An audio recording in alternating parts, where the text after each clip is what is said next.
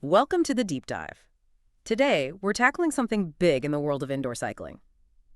Can you actually make indoor training feel, well, real? Like you're actually out there on the road? It's the dream, isn't it? For years, it felt like we were getting closer, but maybe not quite there. Exactly. But now, Garmin's thrown something new into the mix, the TACX Alpine. And we're here to really unpack it. This isn't just about simulating hills. No, it claims to be a whole system for dynamic riding. And look, for this deep dive, we're really focusing on you, the listener. If you already have a Garmin TACX Neo 2T or maybe the Neo 3M trainer. Right, you've got the base. The question is, does the Alpine take that setup to the ultimate level of realism? That's the core question. And we've looked at some great takes on this, insights from the 5K runner, a really detailed video from DesFit, and of course, the super in-depth stuff from DC Rainmaker. Okay, so let's start simple. What is this TACX Alpine, really? It's more than just up and down, right? Oh, way more. DesFit really hammers this home. Yes, it simulates gradients, climbs up to a massive 25%. Yeah. 25? That's serious. And descends down to minus 10%. But the crucial part, especially for you Neo owners, is how it works with your trainer. Okay, explain that. So if you have the Neo 3M or a 2T with the motion plates added. The ones that give you that forward-backward rocking. Exactly. The Alpine system allows for that movement. And it also works with the side-to-side flex that's already built into the Neo trainers. It uses this unique linkage. So it's not just tilting, it's allowing movement on multiple axes. Precisely. DC Rainmaker points out its rolling track design that enables that full front-back movement. But then there's steering, too. Ah, yes, the steering. Interactive steering, they call it. Yeah, you turn your handlebars, and it registers in compatible apps. Adds another layer of interaction to the virtual worlds. So you combine the up-down, the forward-back, the side-to-side flex, and the steering.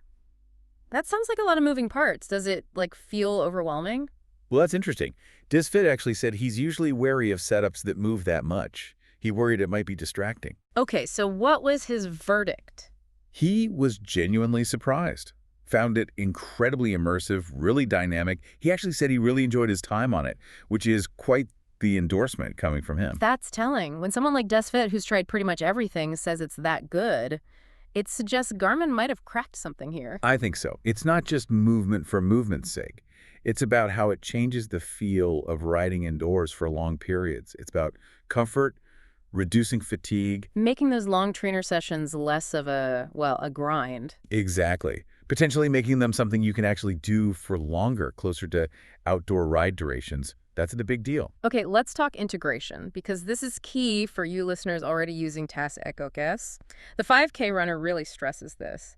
The Alpine only works with the TACX Neo 2T and the Neo 3M. Right. It's specifically designed for that ecosystem. If you've got one of those trainers, you're the target audience, plain and simple. And good news if you have the Neo 2T specifically. Yeah, really good news. The Alpine comes with the axle adapter kit you need to allow the axle to rotate for the climbing function. It's right there in the box. Ah, that's thoughtful. The Neo 3M doesn't need it, right? It's built in. Correct. The 3M is ready to go as is. Shows they've thought about their existing users. And setting it up sounds like it could be complicated, but maybe not. Apparently, it's surprisingly easy. DesFit mentioned it's basically fully assembled in the box, light enough for one person to lift out. Okay, that's a plus. And it includes all the adapters you'd need, quick release, through axle, even has a little carrier for them. Plus, the 5K runner noted it comes with a measuring tape for wheelbase calibration. A measuring tape, that's handy. So getting the setup right is straightforward. Seems so. DC Rainmaker walks through the pairing, connect the Alpine in your knee via the TACX training app, punch in your bike's wheelbase. Crucial for getting the movement right, I imagine. Absolutely. Then you do an initial calibration. And from then on, your Neo trainer tells the Alpine what gradient to hit based on the app you're using. So the apps talk to the trainer talks to the Alpine. Seamless. That's the idea. DC Rainmaker also suggests doing any knee firmware updates via the app at this stage, too. Good housekeeping. Okay, setup sounds good. Now, the ride. What's it feel like? Realism, comfort, stability, the big three. The reports are pretty consistent here. Yeah. The gradient changes are smooth, not jerky, very realistic. So it mimics rolling terrain naturally. Yeah, DesFit and the 5K runner both said subtle changes feel right. You don't necessarily feel every tiny shift, but the overall sensation is authentic, like riding outside. And does all that movement translate to comfort? You mentioned riding longer. Definitely. That combination up, down, fore, aft, side flex, steering it, engages more of your body, prevents pressure points, reduces fatigue. Disfit specifically compared it to the Wahoo Kicker Move Climb combo in allowing longer sessions. So it's not just a gimmick, it actually improves the endurance aspect. It seems to be a key takeaway. It makes longer indoor rides more sustainable, more enjoyable. Now, you mentioned Despot made a really interesting point about the Neo 3M specifically. Ah, yes. This is fascinating for 3M owners. Mhm. He felt the standard 3M movement could sometimes be maybe abrupt or jerky. Okay. But adding the Alpine actually seemed to dampen that movement, made it feel smoother, more controlled. He actually preferred the feel of the 3M with the Alpine. So the Alpine doesn't just add gradient, it refines the 3M's existing motion. That's what he found. And interestingly, he said it was the same kind of dampening effect he noticed when pairing the Wahoo Kicker Climb with the Kicker Move. It creates a synergy. That's a really specific, valuable insight. What about stability? With all this movement, especially climbing out of the saddle or sprinting, does it feel wobbly? Surprisingly stable, according to the 5K runner. He mentioned its wider base compared to, say, the Kicker Climb, gives it a promise of better stability, especially on really steep virtual gradients. Seems rock solid. Good to know. And the steering, how useful is it in practice? The 5K runner had thoughts on this too, right? He did. He clarified it's not about realistic countersteering like you do at high-speed outdoors. You wouldn't just yank your bars at 40 kph. No, that would end badly. Right. It's purpose-built for interacting with virtual worlds. Think choosing a turn in Zwift, maybe getting a draft advantage, collecting power-ups, gamified interaction. So it's functional within the context of the apps it works with. Exactly. It's for the virtual environment. Which brings us to app compatibility. How does the Alpine actually connect and get controlled? Gradient first. Gradient control is the easy part. Because the app talks to your Neo trainer using standard protocols, and the trainer controls the Alpine, it works automatically with pretty much everything. Like Zwift, Ruvi? Yep, Zwift, Ruvi, Full Gas, Training Peaks Virtual, my Whoosh, the TACX training app itself. They all control the gradient seamlessly. Right. DC Rainmaker confirms this wide compatibility. Okay, simple enough. But steering is different. Steering is more limited right now. For steering to work, the Alpine needs to be paired directly to the app as a steering device. And currently, Zwift is the main platform supporting that. So no steering in the TACX app itself yet. Or my Whoosh. Not yet, according to Disfit. If steering is a big feature for you, Zwift is your primary option for now. Good to know. Any other control features? DC Rainmaker mentioned something about it being always on. Yes, this was one of his favorite points. Unlike the Wahoo Kicker Climb, which often starts lock and needs you to manually unlock it. Which you might forget to do sometime. Exactly. The Alpine is just on, ready to move as soon as you start pedaling and the app sends gradient info.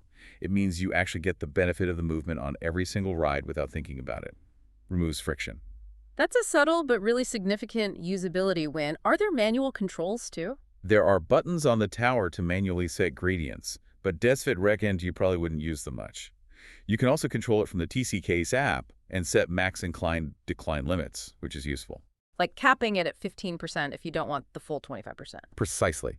And the TACX app also has a new Climb Pro-like feature now, showing upcoming climbs, a nice integration from their bike computers. Okay, this inevitably leads to the big comparison. TACX Alpine versus the Wahoo KKCKR climb, often paired with the KKCR move. The direct competitor for sure. Similar concepts, different execution in some ways. Let's break it down. Specs first. Alpine hits 25% incline, TCKR climb hits 20%. Slight edge to Alpine on the climbs there. Yeah. Descents are the same for both, minus 10%. Now, the forward-backward motion, this seems to be a key difference, especially comparing the Neo 3M Alpine combo to the KKR move climb. It is. Disfit described the KKCKR move as having a longer arc, more float, less abrupt feeling around the center point compared to the Neo 3M by itself. So, standalone, he might prefer the KKR move's motion. He actually said he did prefer the KKCKR move as a standalone trainer for that reason.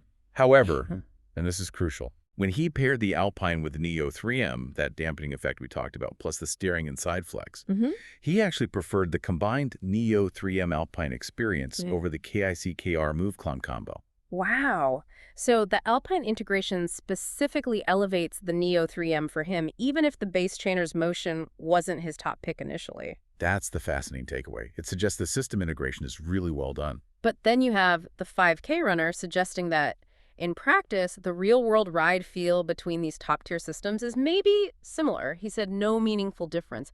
How do we square that with Desfit's preference? That's a great point and highlights how subjective feel can be at this level.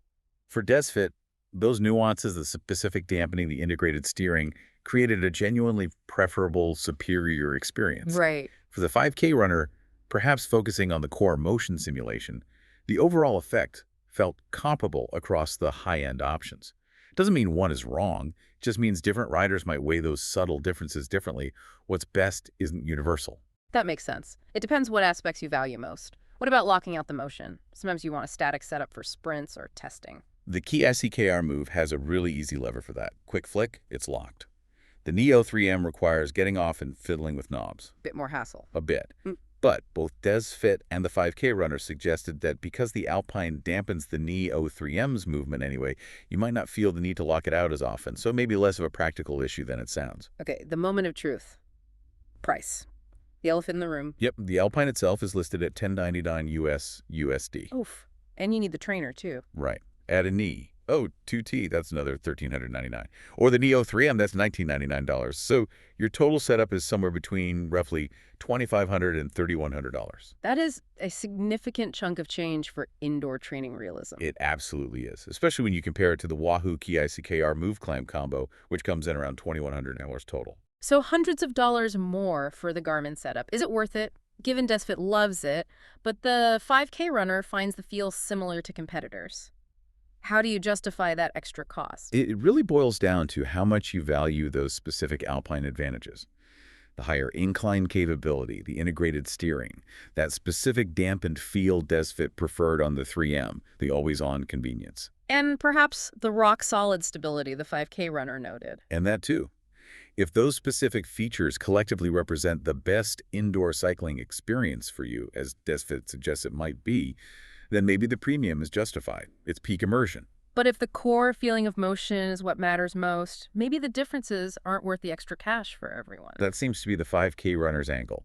Plus, he makes the very valid point about ecosystems. If you're already deep in Garmin Connect with an edge computer, maybe watches. The TACX Alpine just fits seamlessly. Exactly. Just like kick air gear makes perfect sense for Wahoo LMT users, there's value in that integration. There's one more consideration the 5K runner brought up at this price point.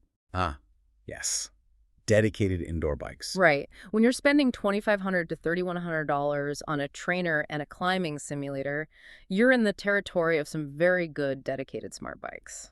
It's a valid alternative to consider, especially if you want a permanent indoor setup, no faffing with taking your road bike on and off, convenience versus the specific dynamic feel of the Alpine system. Yeah. So wrapping this up, the TACX Alpine, especially paired with the Neo 3M, looks like arguably the most advanced, most integrated, multi-directional indoor riding system currently available. It pushes the boundaries. Gradient, complex motion, steering. It's trying to tick all the boxes for ultimate realism for existing TACX users. It even seems to improve the base trainer's feel. A compelling package for sure. But, as always in tech, nothing stands still. The 5K runner and DC Rainmaker both nod to this.